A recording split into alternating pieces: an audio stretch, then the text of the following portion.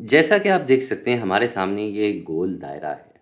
हम सबसे पहले क्या करेंगे कि इस गोल दायरे को 2 बराबर हिस्सों में कर देंगे। आप देख सकते हैं बीच में एक लाइन बना दी गई है और अब ये दायरा 2 बराबर हिस्सों में बढ़ गया है।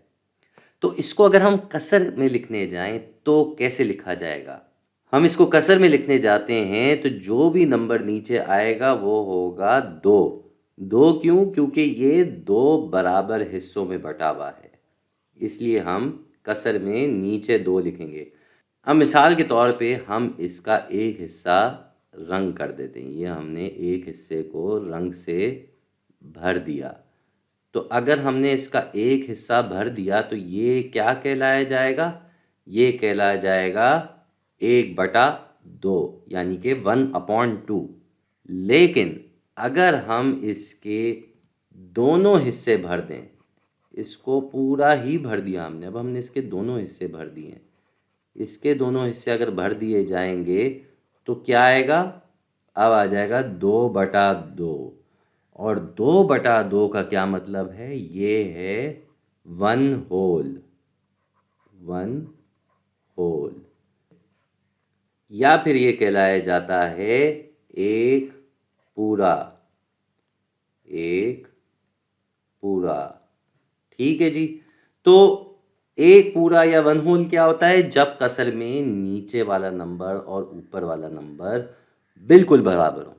ऐसी एक और मिसाल देख लेते हैं। अब एक और दायरा है हमारे सामने। ये जो दायरा है इसको हम कर देंगे 3 बराबर हिस्सों में। अब ये अगर समझ लें ये 3 बराबर हिस्से हैं तो इसमें पहले हम क्या देखेंगे कि जो भी कसर आएगी उसमें नीचे वाला नंबर 3 होगा। और 3 क्यों होगा? बिल्कुल ठीक, क्योंकि ये 3 बराबर हिस्सों में बटा हुआ है। अब अगर हम इसका ऊपर वाला एक हिस्सा रंग कर देते हैं, ये हमने हिस्सा इसका रंग कर दिया, तो यहाँ पे अब ऊपर क्या आ जाएगा? यहाँ आ जाएगा 1।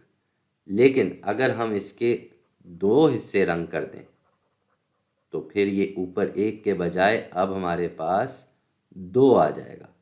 और इसी तरह अगर हम 3 हिस्से रंग कर दें, ये हिस्सा भी हम रंग कर दें, तो क्या होगा? तो यहाँ पे 3 आ जाएगा। अब जब ये 3/3 है, 3/3 है, तो फिर से ये बन गया 1 होल या फिर एक पूरा। ये हो गया एक पूरा। ठीक है जी।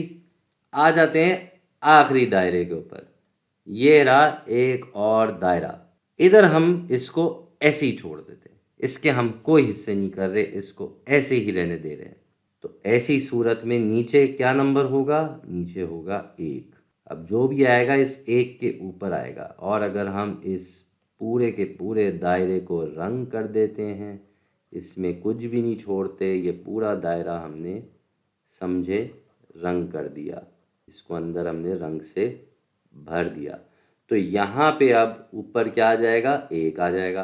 तो 1/1 फिर से क्या हो गया? बिल्कुल ठीक, ये हो गया 1 होल या इसको हम उर्दू में कहेंगे एक पूरा। अब यही चीज़ हम नंबर लाइन के ज़रिए भी समझ लेते हैं।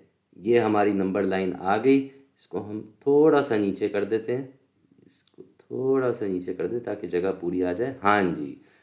अब ये जो पहला दायरा है, ये 1 होल का मतलब है कि हम 0 से 1 तक आ गए, लेकिन हमने इसके 2 बराबर हिस्से किए हुए थे।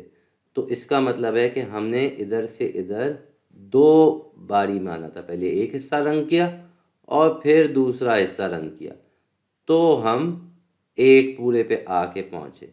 ठीक इसी तरह ये वाला जो दूसरा दायरा है, इसके 3 हिस्से हुए हुए थे। तो एक पूरे तक आने के लिए हमें पहले एक हिस्सा भरना था, फिर हमें दूसरा हिस्सा भरना था और फिर हमें तीसरा हिस्सा भरना था। तो ये 3 बारी में पहुंचे आप एक पूरे पे। और रही बात आखिरी दायरे की, तो आखिरी दायरे में तो कोई हिस्से ही नहीं हुए हुए थे, ये एक पूरे का पूरा था और इसको आपने एक ही बारी में भरना है। तो एक ही बारी में भरेंगे तो ये सीधा 0 से 1 पे आ जाएगा। तो समझ में आई आपको एक पूरे का क्या मतलब होता है, 1 होल का क्या मतलब होता है, और नंबर 1 1 की क्या अहमियत है कसर में। तो कभी भी अगर एक चीज़ की बात हो रही है और उसके बराबर हिस्से किए जा रहे हैं, तो जो भी आपका कसर आएगा वो 1 से कम होगा। अगर वो पूरी की पूरी चीज़ भर दी जाए या खा ली जाए, जो भी हिसाब की बात हो रही है, अगर वो पूरी की पूरी चीज़ इस्तेमाल हो गई, तो फिर वो 1 के बराबर होगी, जिसको हम वन होल भी कहते हैं, एक पूरा भी कहते हैं, और यही चीज़ आप नंबर लाइन के ज़रिए भी समझ गए।